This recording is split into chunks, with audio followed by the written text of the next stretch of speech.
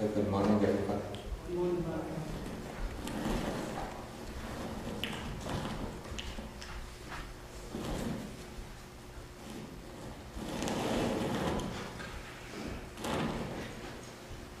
Okay, so today we'll be taking the Cula-vedalla Sutta. This is Sutta number 44 in the middle-length discourses, and it begins on page 396.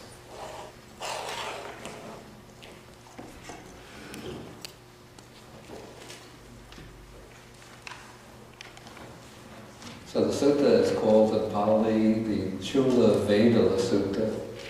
The word Cula means shorter or small, because there's two Vedalla suttas. Number 43 is the Mahavedalla, which means the longer Vedalla Sutta. The meaning of the word Vedalla, it's not exactly clear, because it's nowhere really explained very well.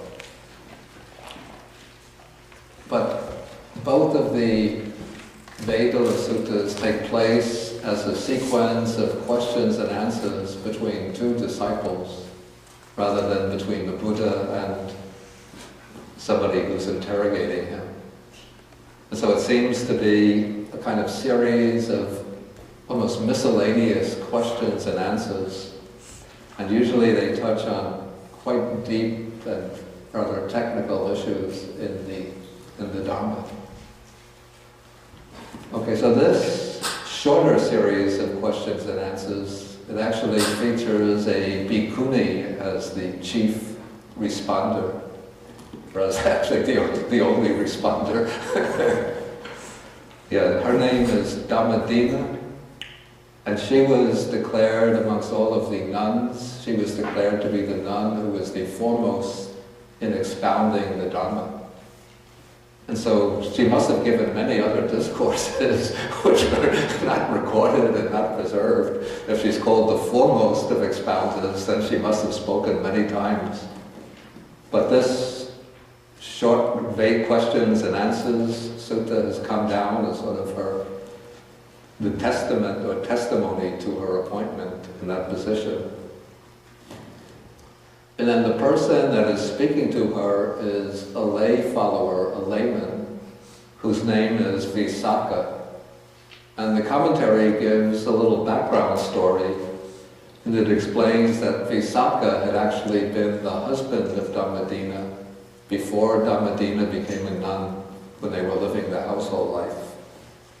So the commentary says that one day this man Visakha went to hear the Buddha give a discourse. And so while Visakha was listening to the Buddha give his discourse, he paid very close attention to the teaching. While the Buddha was explaining, he followed very closely the teaching, meditating on the teaching as the Buddha was giving it. And as a result, he went boom, boom, boom 3 times. And he reached the third stage of enlightenment, the stage of anagami. And one of the features or qualities of an anagami, a non-returner, is that he's completely eradicated what is called the fetter of sensual desire or sensual craving.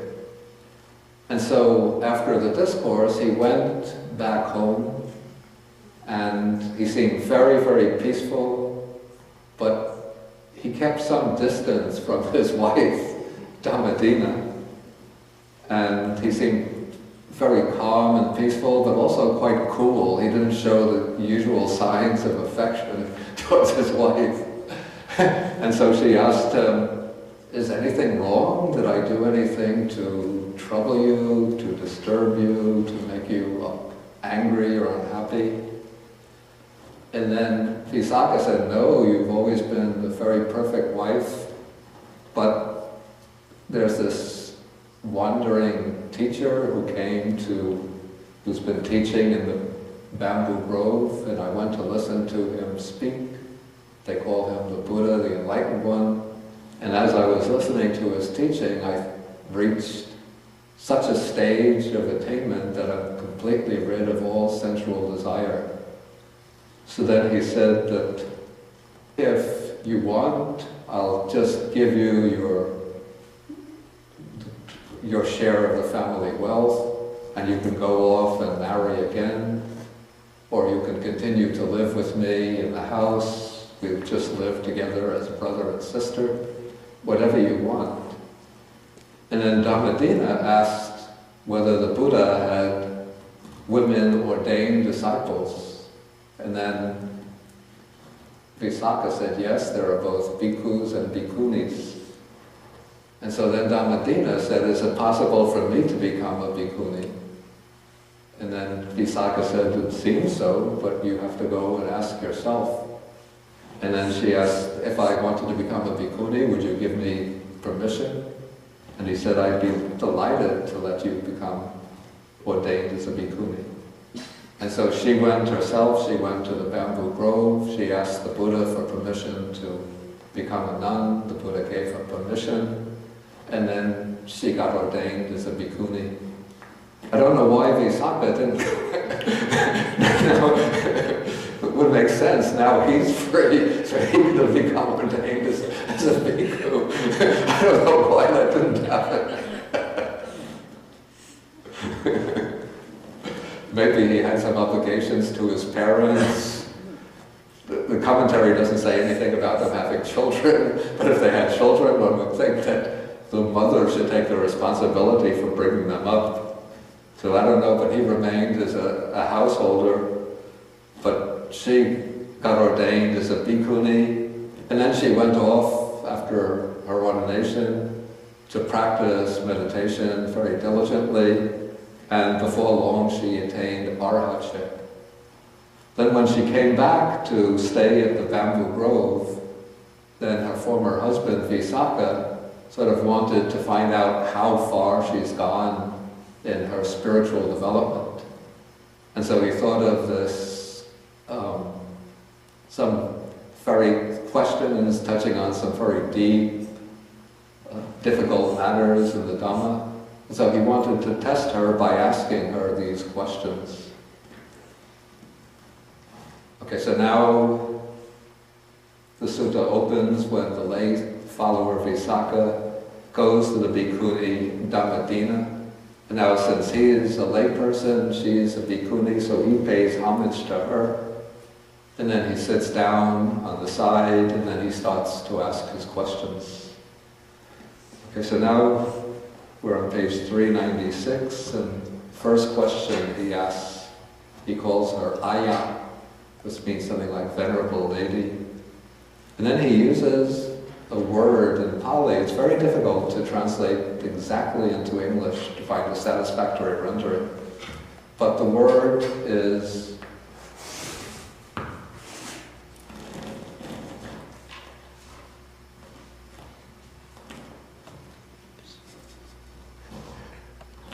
maybe they're in the back here.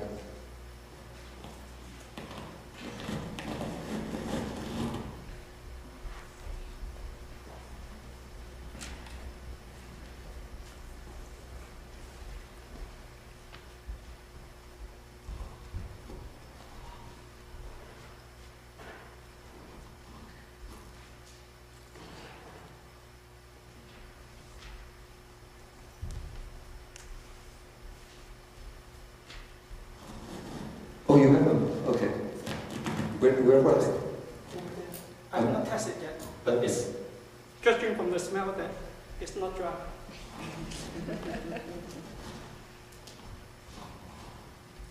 Okay, Johnny.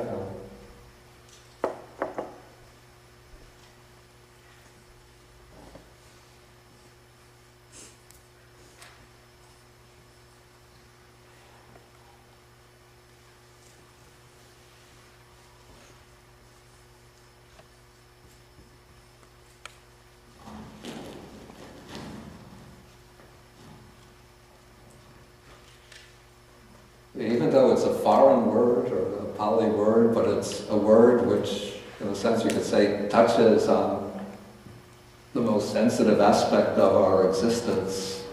You know, the question, what are you? What am I? identity. So the Pali word is Sakaya, or Sakaya, which is made up of the word Kaya, which means body, but it doesn't refer exclusively to the physical body, but it's the body in the sense of a collection of things. Just as we speak about a body of people when there's a group of people. And so the word body, usually we think of it as one thing, the physical body, but the word body can also suggest an assemblage, a collection, a conglomeration. So this is Kaya. Body is the sense of a conglomeration of things. And then it has the prefix sat, which means existing. So it's the existing body, which you can see why it's difficult to render into English. Some of the earlier translators used to render it as personality. In fact, I did also.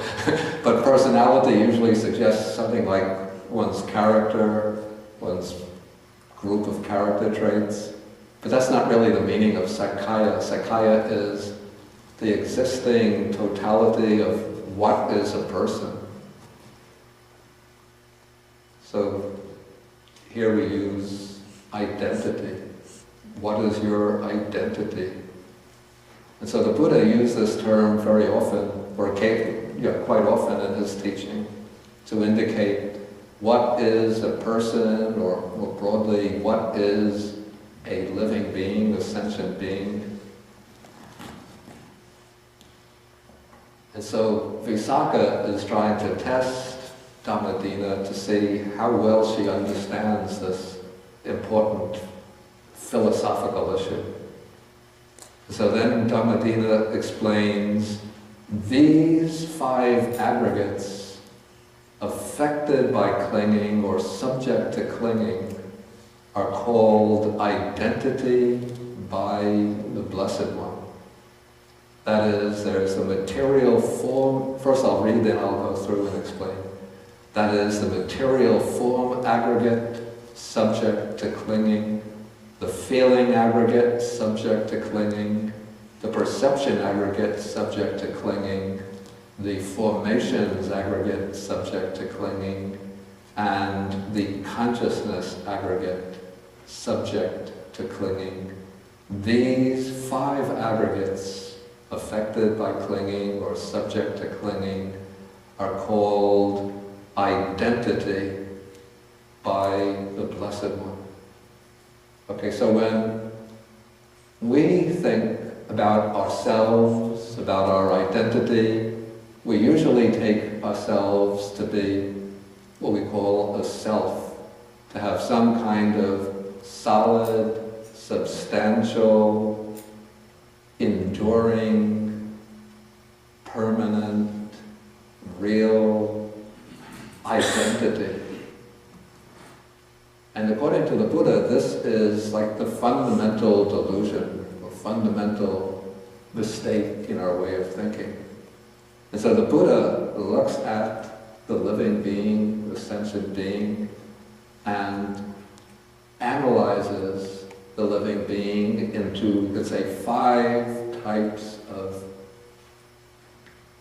maybe it's best to use the word functions, or 5 types of factors which function together in a unison. There are 5 types of factors which are mutually conditioning, very closely interrelated and interdependent. And because they function together in such close unison, because of our ignorance, lack of insight, we grasp upon them as being an existing, single, whole entity, which we take to be myself, my real identity. But the actual identity is this functioning, interrelated combination or assemblage of what are known as the 5 aggregates. And these are the 5 aggregates which are, the important point is that they are subject to upadana. to clinging or grasping. And so we have the 5 aggregates.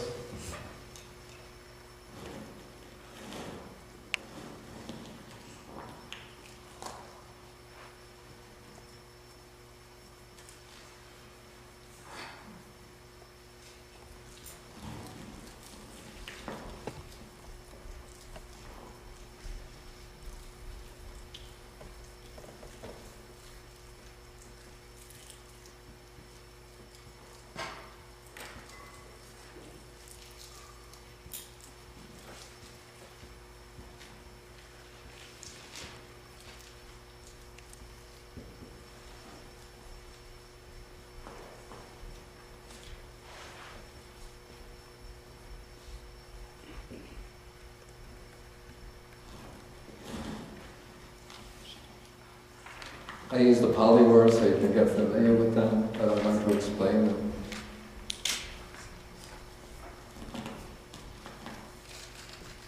It's okay, I can use my hand. It all comes off.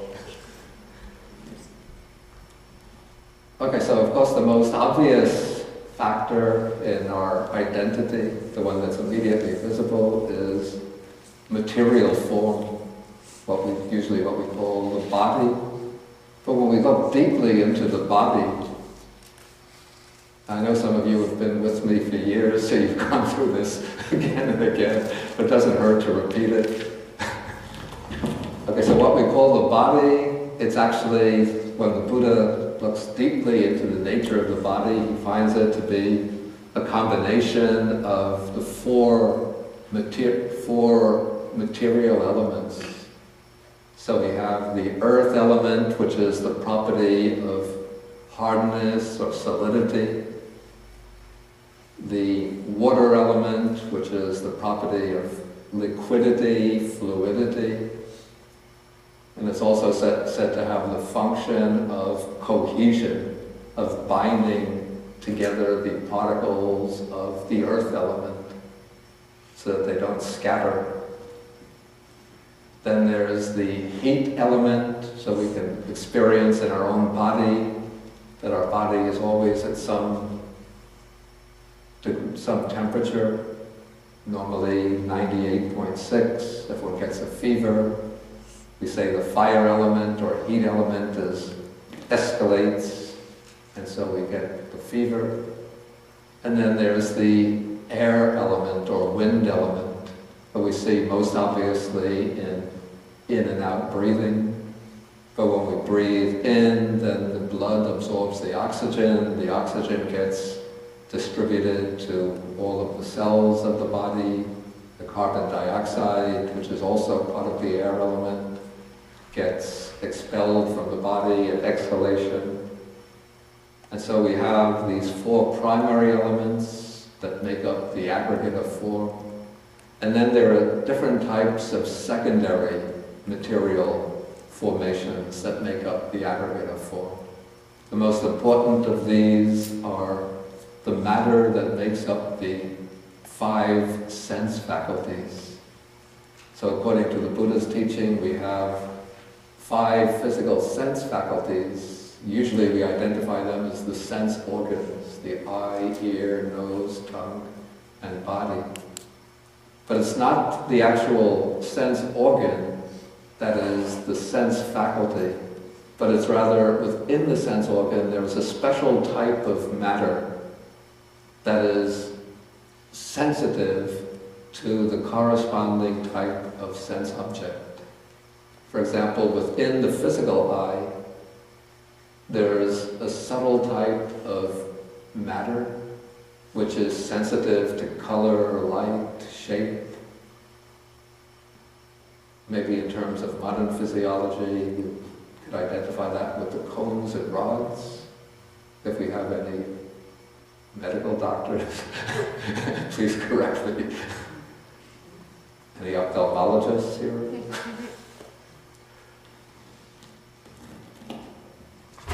Okay, within the ear, what we call the ear faculty, it's not this mushroom-shaped organ out here, but deep within, there is a kind of substance which is sensitive to sound, which picks up vibrations in the air and turns them into sound.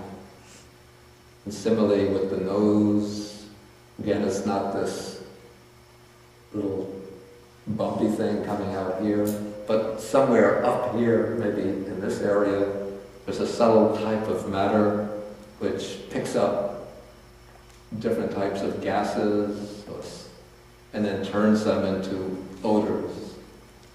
And then the tongue, maybe we call these the taste buds, flavor buds, that turns food objects into taste, or picks up the taste of foods that we eat. Okay, so all of this is included within the form aggregate. Then the feeling aggregate, usually we divide feeling into 3 types of feeling: pleasant feeling, painful feeling, neutral feeling. And in English, the word feeling suggests something like emotions. But in Pali, the word Vedana has a much more specific sense. It refers not so much to emotion, but what I would call the felt quality of an experience. That is, when we experience anything, sometimes we'll experience it as pleasant. So on that occasion, we would say a pleasant feeling has arisen. On other occasions, we'll experience something and we get it has a painful effect on us. And so on that occasion, we have a painful feeling. But most of the time, there's not a particularly striking pleasant feeling, not a particularly striking painful feeling. So at that time we say that we're experiencing a neutral feeling, a feeling that's not painful, not pleasant.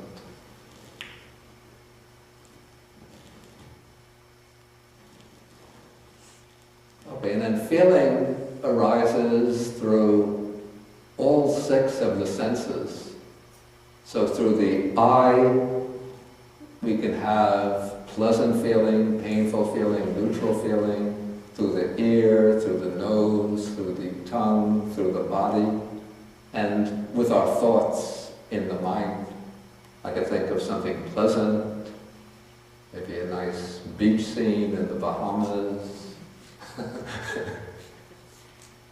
wind blowing through the palm trees, waves lapping up gently on the shore. I'm not seeing it, just thinking it with my mind, but when I think of it during this cold, snowy winter, then I get a pleasant feeling. If I think of the heater in my room breaking down, even though it hasn't broken down, but I just think of it, and then I get painful feeling. So all of these are things going on in the mind. Or if I imagine somebody yelling at me, blaming me, getting angry with me, again, it's imaginary, but painful feeling comes.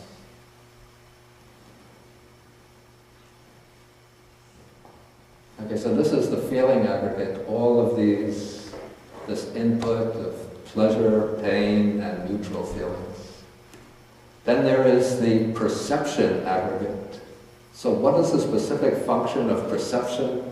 We say the specific function of perception is to seize upon or to pick up on the distinctive quality of an object that is known or experienced. So it's perception that, you could say, selects distinguishing qualities. So if I meet a person for the first time, I've never seen that person before, so my mind will pick up certain features of that person, the way they brush the hair, the way they smile, color of the eyes, the way they dress, and so on. And so all of that goes into my image of that person. So all of this is the work of perception. And then if I see that person again, say I'm walking down the street, I pass that person, sometimes it just takes a split second of seeing that person, and immediately, quicker than I can even think about it, the mind will pick up the features of that person and sort of send it back to the memory bank of that first meeting with the person, and then I recognize, that's the person I met on that occasion. So this is the work of perception. First, it selects distinctive qualities or features of an object, of a situation, and then it, you could say, very quickly it labels as a basis for identification. So it also has, on the one hand, it has a sensory aspect in that it relates directly to the sensory experience, and it also has a conceptualizing aspect in that it classifies, labels as a basis for identification.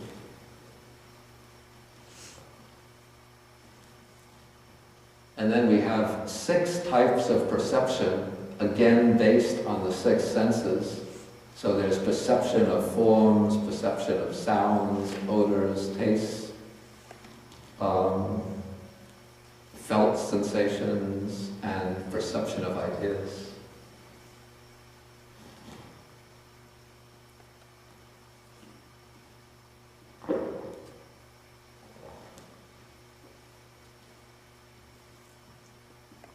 Has anybody ate a fruit called durian? Who hasn't eaten the durian? Raise your hand. What? Not yet. So if you've never eaten the durian, then you have no idea what it tastes like. Okay, so there'll be a first time you taste the durian. People sometimes they don't like to eat it because it has a rather pungent odor. It smells a little bit like a mixture of onions and garlic. But it tastes like ice cream. And so if you've never eaten the durian, then when you smell it, you get a perception, this is a perception through the nose, and it's a repugnant perception. But then if you taste it, it has, at least for some of us, it has very delicious taste. So the next time you smell a durian, even though at one level it has a repugnant smell, but then it registers with the pleasant taste, and so then it will awaken the desire to taste it.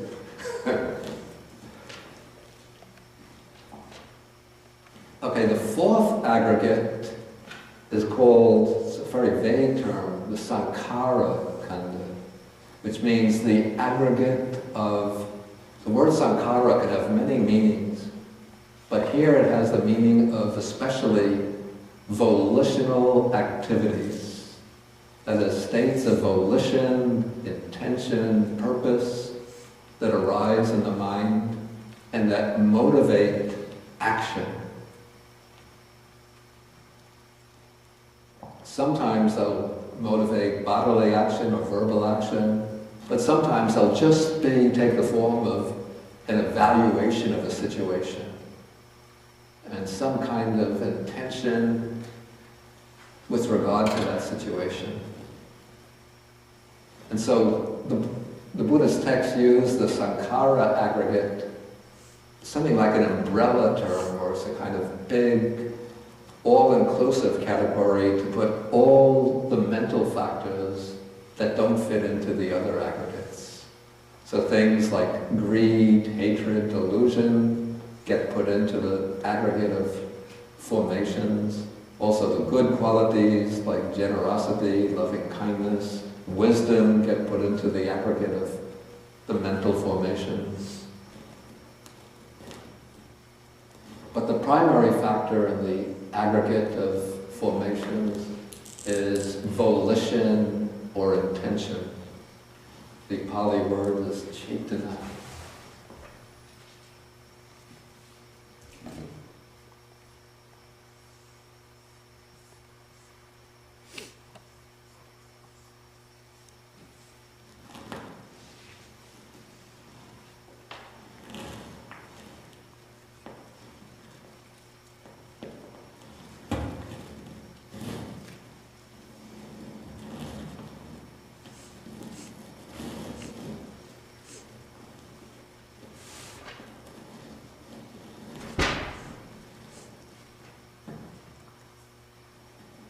And then the fifth aggregate, we would say, is the chief amongst the five aggregates. This is the aggregate of consciousness. In Pali, it's called vijnana. And this is the aggregate, the way I understand it. I take vijnana to be, maybe you can call it the light of awareness that illuminates each objective field corresponding to a particular sense faculty. So the Buddha analyzes or dissects the aggregate of consciousness into 6 types of consciousness. So we have, and they're named after the sense faculty based on which they arise. So we have eye consciousness, ear consciousness, nose consciousness, tongue consciousness, body consciousness, and mental consciousness.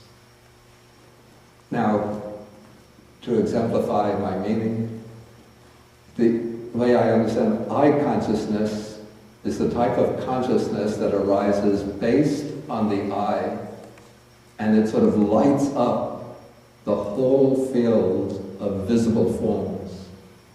So the reason I'm able to see forms is because first the eye faculty has to be functioning. If it were to be damaged so that I'm blind, then consciousness can't arise based on the eye. But if the eye is functioning normally, then eye consciousness arises based on the eye, and it illuminates the whole field of forms. So I can look into the far distance and see trees and hills, mountains.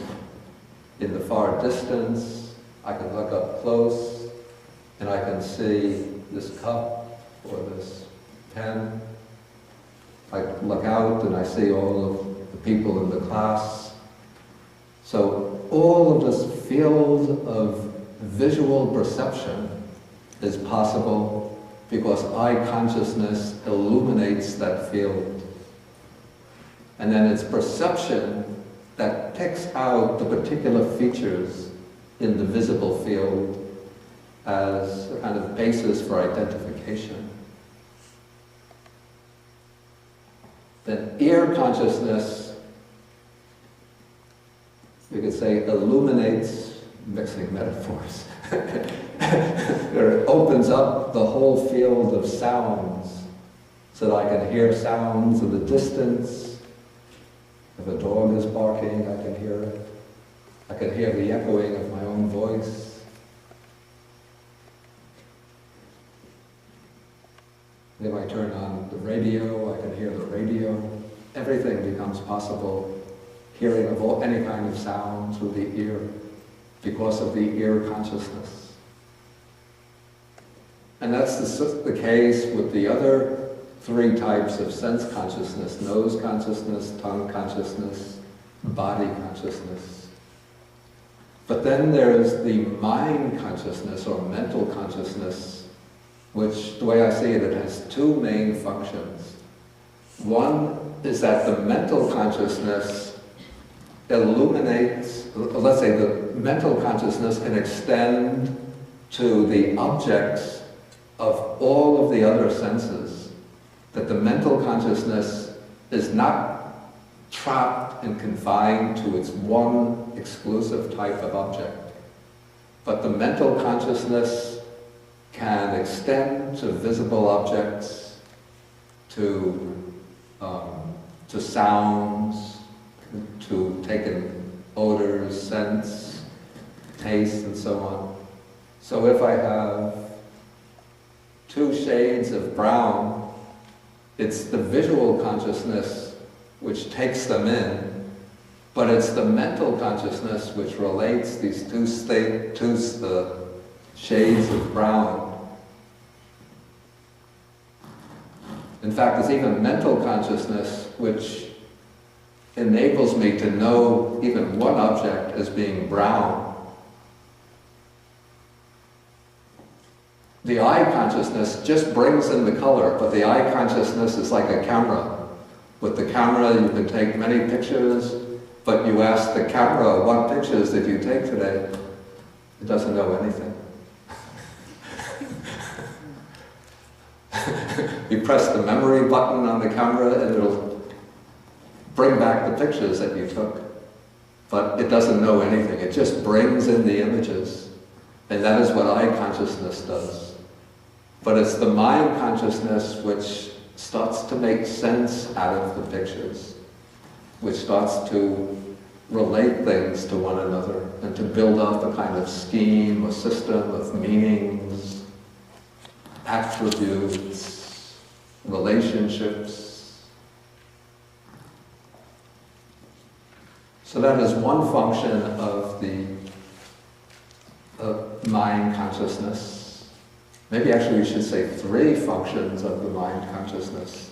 The second would be to relate sensory impressions that come through the different senses, to relate them and coordinate them in order to build up the conception of one object. For example, I might have a red oval-shaped object in front of me, patches of green on it, little specks of yellow and green, with something that we'll call a stem coming out from the top. Then I take that and I bite into it and I get a particular taste, and then I coordinate that particular taste to that particular form. So if I see that form again, then I have a pretty good idea of what kind of taste to expect from that form. So it establishes a relationship between taste and forms. This is the work of the mental consciousness, or it's mental consciousness that makes that possible. Then the third function of the mental consciousness is to know its own distinct class of objects. The mental consciousness can know objects that have nothing to do with the senses. It knows abstract ideas. It deals with thoughts, reasoning, judgments, evaluations. All of this is, we could say, the functioning of the mind consciousness, the mental consciousness. Of course, in reasoning, reflection, evaluation, the mental consciousness will build upon the sensory input, but it can form many abstract concepts based on that sensory input and deal with them at their own level without constant reference to the senses. To illustrate this, I like to use an example of, suppose I take an empty bag, I hold it up, you see it's empty, then I have a bunch of oranges in front of me. I take 2 oranges, put them in the bag. I take another 2 oranges, put them in the bag. Then I open the bag and I take out the oranges, and there are 5 oranges. So you've seen empty bag, 2 oranges went in, another 2 oranges went in, 5 oranges come out. Do you conclude 2 plus 2 equals 5? Somebody does? I think you would conclude either that Bhante's a magician, or that there was an orange hidden behind, in the back of the bag, or one of the oranges underwent binary fission when it was in the bag. But you don't conclude that 2 plus 2 equals 5, because we know this conceptually to be true. Okay, that's getting a little off track. Okay, so there he is. In brief, these are the 5 aggregates. And I have to again emphasize that these 5 aggregates, so we speak about them separately, but in actual life they always function together as a kind of organic whole, unified whole. Okay, any questions on the 5 aggregates?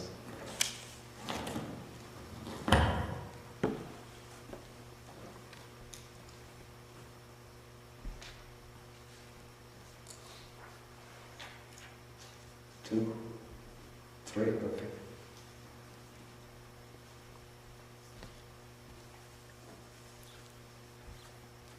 Okay, one question. When the Buddha declares, "Not I am," is the Pali word, the negation of Sakaya. No, it's not the negation of Sakaya, it's the negation of the word I am, which is eso amasmi. And so it said, I am not this, neso amasmi. 2. Okay, I always thought of the aggregate of sankhara as including our emotions, but emotions don't really feel volitional to me. Is this where emotions belong or not? I think we could say that what we call emotions are probably, from a Buddhist standpoint, complex phenomena which involve primarily a component from the aggregate of volitional formations and a component from the aggregate of feeling, mixed, working together. So certain emotions, let us say anger. Okay, anger is an emotion. Actually, anger would be would be part of the volitional formations. Even though, as I said, in the narrow sense, the sankhara khandha is identified with volition. But the Buddhist texts use the sankhara khandha to include many other mental factors. So the many factors that we would call emotions come in the sankhara khandha as the volitional formations or volitional activities. Even though they're not, what's prominent in them is not so much volition, but more the emotional aspect. So anger would be volition, anger would be an emotion, but it belongs to the volitional formations aggregate. Let us say love, in the sense of personal love, affectionate love, would also, I think, in my view, come into the aggregate of volitional formations.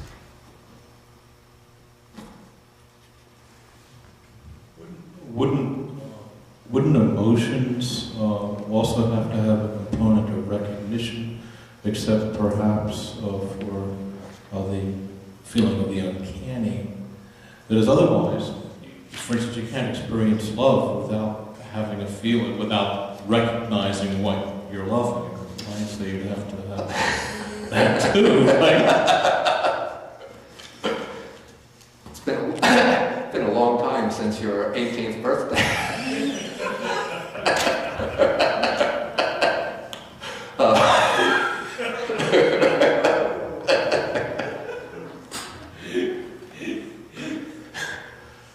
Yeah, but as I said, in emotion, several of these aggregates work together, but probably volitional formations would be the dominant one. But also there will be feeling and recognition or perception.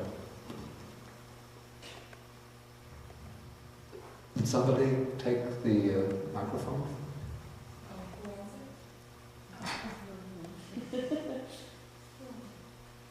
Did you want to ask a question?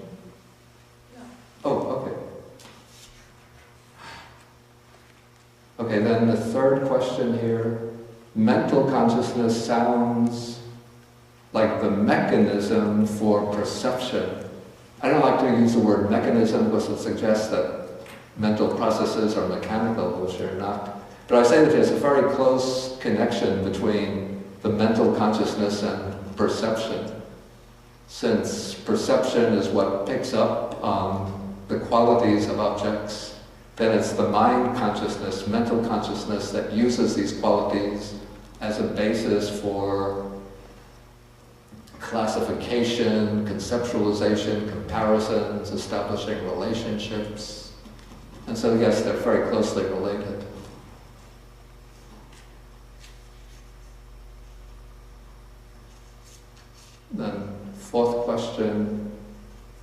perception be explained as the abstraction or picking out of the major characteristics of a perceived object?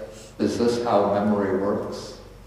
I think that just agrees with what I said. I said that perception is what picks out or selects the most salient or distinctive characteristics of the object perceived. And then that serves as the basis for, first for identification, and then based on identification, recognition can take place, or memory takes place.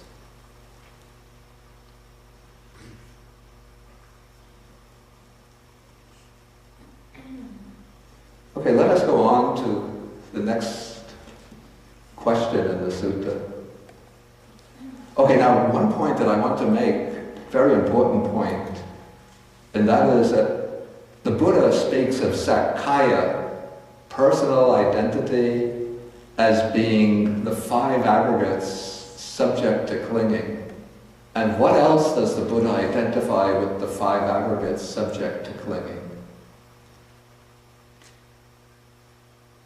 You've come across it.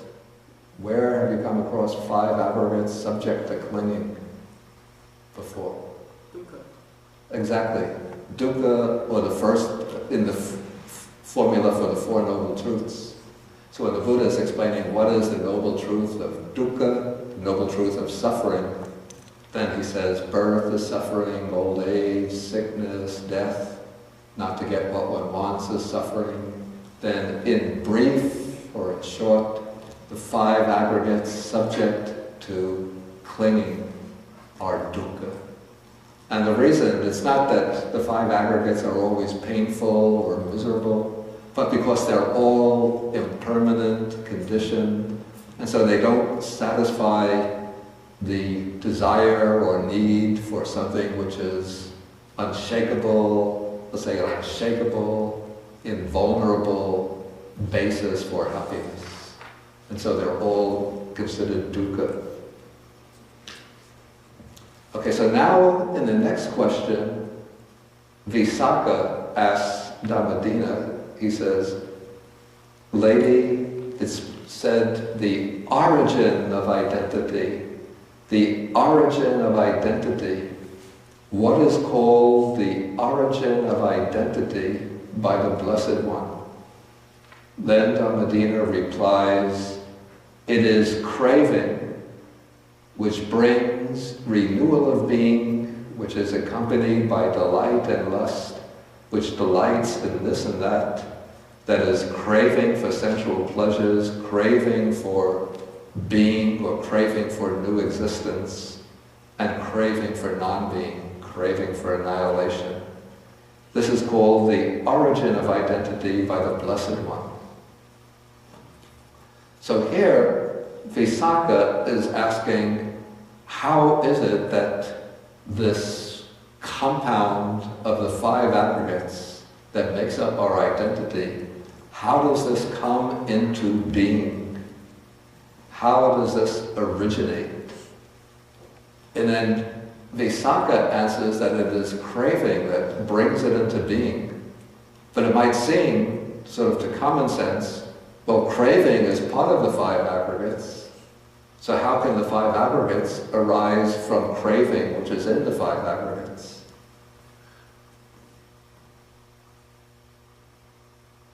How can it do that?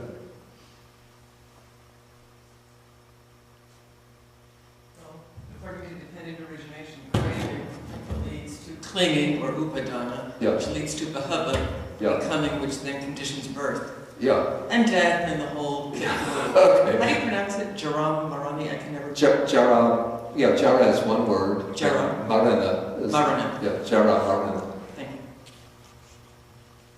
Yeah, so it's actually the craving from the previous existence.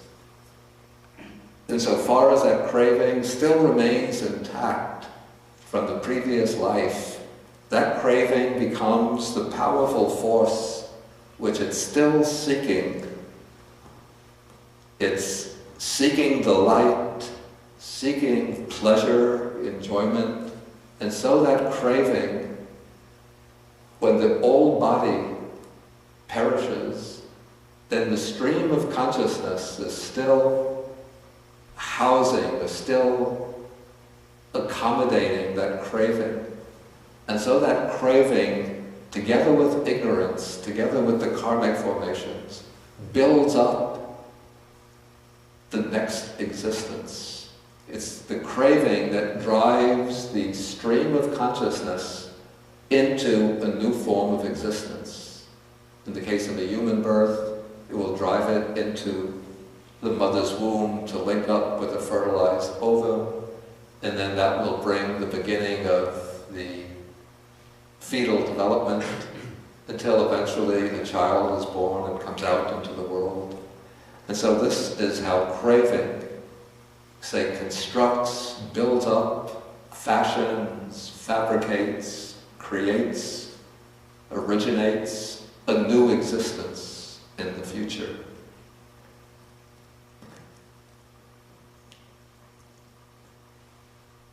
And so, once this new life comes into being, one goes through a lot of experiences, a lot of actions, always driven by craving to find some kind of satisfaction, to find delight, pleasure, to satisfy one's cravings. And then as long as that craving is not extinguished, does not yet come to an end, when death takes place, that craving will build up still another existence.